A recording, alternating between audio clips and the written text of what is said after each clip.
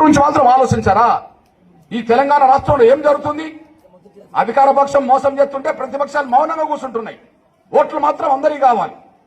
ఇట్లాంటి బస్సులో పత్రికా మిత్రులారా, వీళ్ళ డబ్బు ఎట్టిపోయింది?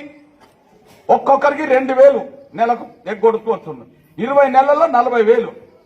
ఒక్కొక్కరు 40,000 నష్టపోయింది ఇప్పటికీ అందరు కలిసి.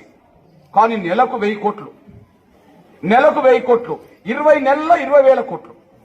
ఇప్పుడు కాళ్ళు లేని వాళ్ళ డబ్బు, చేతులు లేని వాళ్ళ డబ్బు, కళ్ళు లేని వాళ్ళ డబ్బు, ముసలోళ్ళ డబ్బు, భర్తను కోల్పోయిన వాళ్ళ డబ్బు, ఈ డబ్బు 20,000 కోట్లు ఎటుపోయినాయి? ఎటుపోయినాయి అంటే రేవంత్ రెడ్డి గారు ఈ మధ్యకాలంలో చెప్పిండు. ఏం చెప్పిండు? ఇప్పుడే మేము రైతు రుణమాఫీ కింద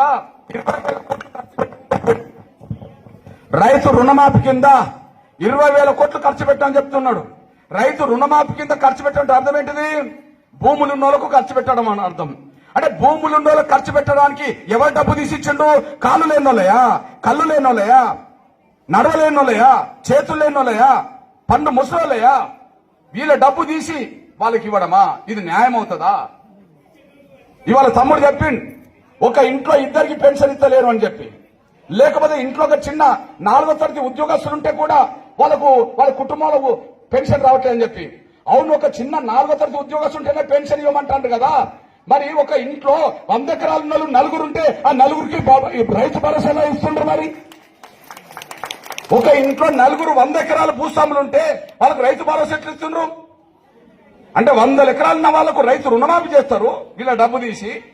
100 ఎకరాలు ఉన్న వాళ్లకు రైతు భరోసా పేరుతో డబ్బులు ఇస్తారు. పేదవాళ్ళ పెన్షన్ ఇవ్వగొడతారా?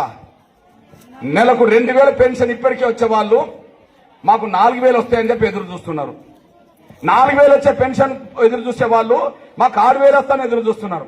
ఆ పెన్షన్ వస్తేనే నెలసరి బతికేటోళ్ళు, పెన్షన్ మీద ఆధారపడేటోళ్ళు. ఇట్లాంటి వాళ్ళ గురించి